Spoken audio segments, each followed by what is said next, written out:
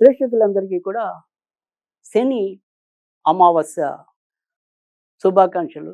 ఆ శుభాకాంక్షలతో పాటు అసలు ఏంటి ఈ శని అమావాస్య?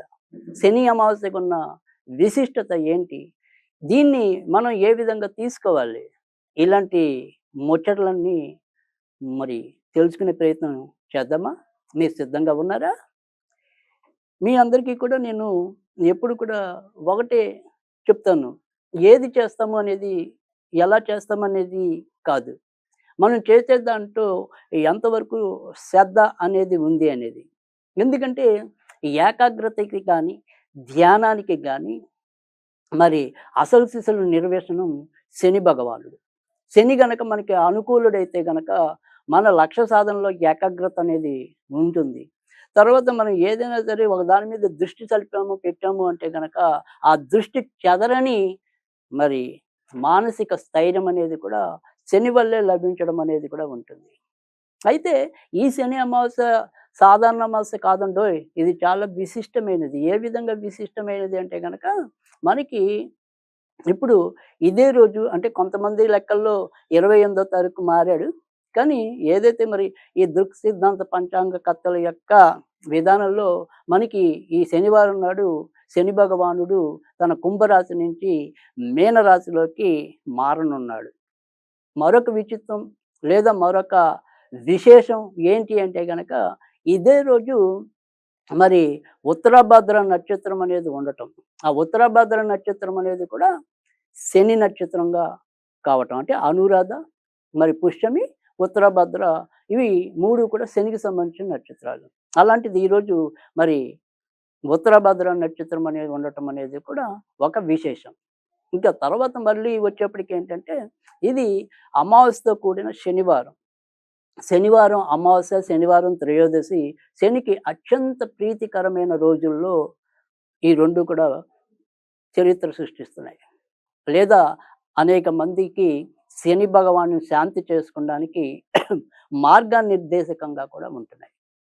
మరి అంతేకాకుండా ఈ రోజు నుంచి ఏదైతే మరి ఈ షష్టగ్రహ కూటమి, తర్వాత మరొక కొద్ది రోజుల పాటు పంచగ్రహ కూటమి ఇలాంటి వాటన్నిటికి కూడా ఇదే శనివారం నాడు నాంది పలకటం అనేది కూడా జరుగుతుంది. చూసారా? ఎన్ని రకాల విశిష్టతలు మరి ఈ శని అమావాస్య నాడు ఉన్నాయో.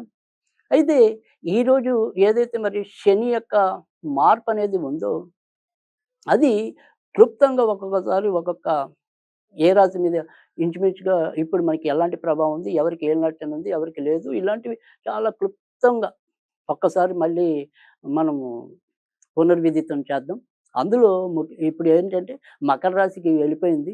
ప్రస్తుతం అయితే గనక కుంభరాశి, మీనరాశి, మేషరాశి వారికైతే ఏలినాటి ఉంది. కర్కాటక రాశికి అష్టమ శని వెళ్ళిపోయింది.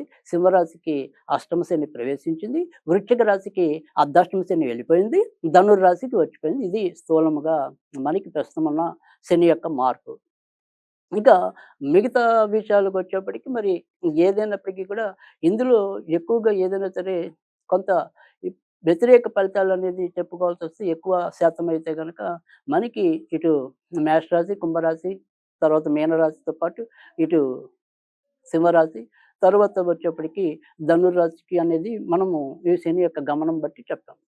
తర్వాత కొద్దిగా మిశ్రమ ఫలితాలనేది కన్యా రాశి మీద, కొంతవరకు ఈ కర్కాటక రాశి మీద చూపించడం అనేది కూడా ఉంటుంది.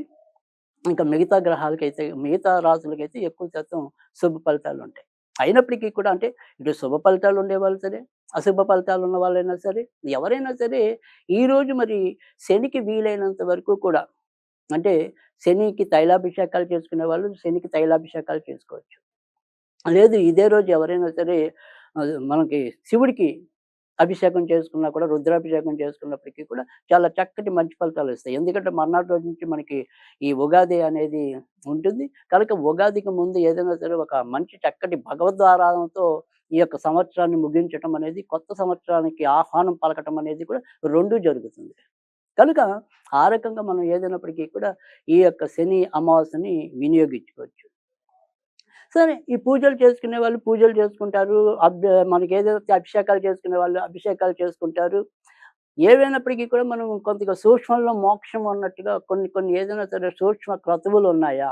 ఏదైనా సరే తేలికైన పద్ధతిలో ఎందుకంటే సాక్షాత్తు మరి శ్రీకృష్ణుడు మనకి ఒక తులసి దళానికి ఆయన లొంగిపోయాడు.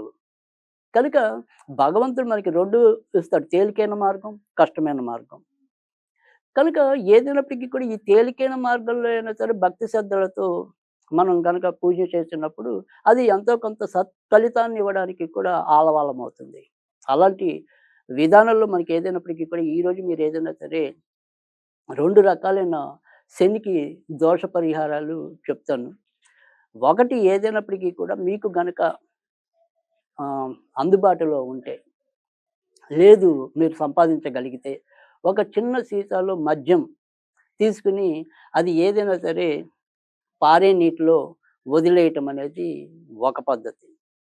ఒకవేళ ఇలాంటిది మనకి ఇష్టం కాని పని అనుకుంటే గనక, రెండో రకమైన పద్ధతి ఏంటి అంటే, ఒక 8 నల్ల నువ్వులు అంటే 8 ఉండలు, నల్ల నువ్వులు, బెల్లం కలిపి చిన్న చిన్న ఉండలుగా 8 చేసి అవి మీకేదైనా సరే పక్షులొచ్చేలాగా ఉంటే పక్షులకి పెట్టడం అనేది ఒకటి. ఈ పక్షులేవి రావు అనుకుంటే గనక ఏదైనా సరే ఎక్కడైనా చెట్టు లేదా మొక్క దగ్గర గాని ఏదైనా సరే చీమలు పలానా చోట ఎక్కువుంటాయనుకుంటే అలాంటివి తెలిసినవే చోట గాని ఈ ఉండలు పెట్టడం అనేది కూడా శని సంతృప్తి చెందడానికి మీకు దోహదం పడుతుంది. ముఖ్యంగా ఏదైతే ఈ శని యొక్క ఇబ్బందుల వల్ల ఏమవుతుందంటే పనుల్లో ఆలస్యాలు, ఆటంకాలు ఏర్పడటం. తర్వాత ఉన్నట్టుండి మరికి ఈ రోగాలు చుట్టుకుంటూ ఉండటం. తర్వాత వచ్చేప్పటికి సరైన నిద్ర, శాంతికి దూరమవుతూ ఉండటం.